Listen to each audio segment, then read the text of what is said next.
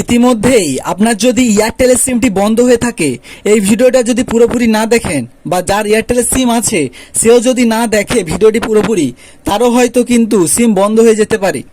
তো কথাটি কোনো গুজব নয়, কিছু নয়, আমি পুরোপুরি প্রমাণের সহিত দেখাবো। বর্তমান দিনে হয়তো আপনি কাউকে ফোন করলে প্রথমেই আপনাকে বলে যে আপনার যে সিমটা রিভেরিফিকেশন করাতে হবে, তার জন্য নিকটবর্তী রিটেলারের কাছে যান। এবার আপনি যদি যথাসময়ে সেই রিটেলারের কাছে গিয়ে সিমটা না আপডেট করান, তাহলে আপনার খুব সমস্যা হবে। সমস্যা বলতে আমি নিজেও কিছুদিন আগে আমাকেও একই রকমভাবে বলেছিল যে রিভেরিফিকেশন করান, কিন্তু রীতিমতো আমিও আপনাদের মতো করাইনি। তো সেক্ষেত্রে কি হয়, আমার সিমটা আজ বন্ধ হয়ে যায়। আমি পুনরায় গিয়ে আমার ডকুমেন্টস, অর্থাৎ বর্তমানে আমি যেহেতু আধার কার্ড দিয়েই সিমটা নিয়েছিলাম, সেই অনুযায়ী আধার কার্ড নিয়ে গিয়ে আমি রিভেরিফিকেশনের মাধ্যমে ভেরিফাই করে আমার নতুন সিম এনে আবার, অর্থাৎ তোমার মোবাইলে যে সিমটা আছে ওটা বাদ হয়ে যাবে, ওই নাম্বারটা সেই সিমের সঙ্গে যোগ হয়ে যাবে, অর্থাৎ যা কিছু ছিল নাম্বারটা সব সেই সিমে চলে যাবে।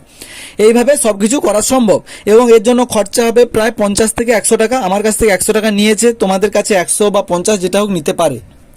এইভাবে তুমি খুব সহজেই তোমার সিমটাকে রিভেরিফিকেশন করাতে পারবে। অর্থাৎ স্টেপটা হলো, তুমি আধার কার্ড নিয়ে তোমার কাছাকাছি রিটেলারের কাছে যাবে, গিয়ে তুমি সেটা রিভেরিফিকেশন করাবে, বললেই বুঝতে পেরে যাবে যে আমার সিমটা বন্ধ হয়ে গেছে, বললেই ওরা বুঝতে পেরে যাবে যে কি কারণে বন্ধ হয়েছে, সব কিছু তথ্য ওরা জানে, সব কিছু ঠিক আছে।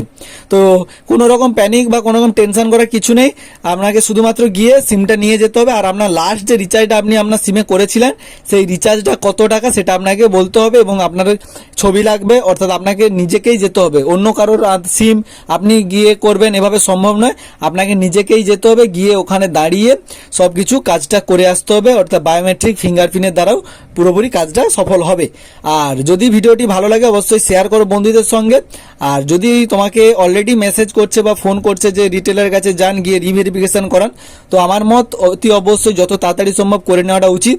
কারণ বর্তমানে যে অবস্থা চলছে, অলরেডি রিচার্জের দাম বৃদ্ধি, তা থেকে শুরু করে বিভিন্ন রকমের, তো কখন কি হয় বলা যায় না। তো যত তাড়াতাড়ি সম্ভব সবাই গিয়ে একবার অন্তত রিভেরিফিকেশনটা করে আসো। তো চলো, দেখা হচ্ছে নতুন আরো একটি ভিডিও নিয়ে। ততক্ষণ ভালো থাকো, সুস্থ থাকো, সতর্ক থাকো।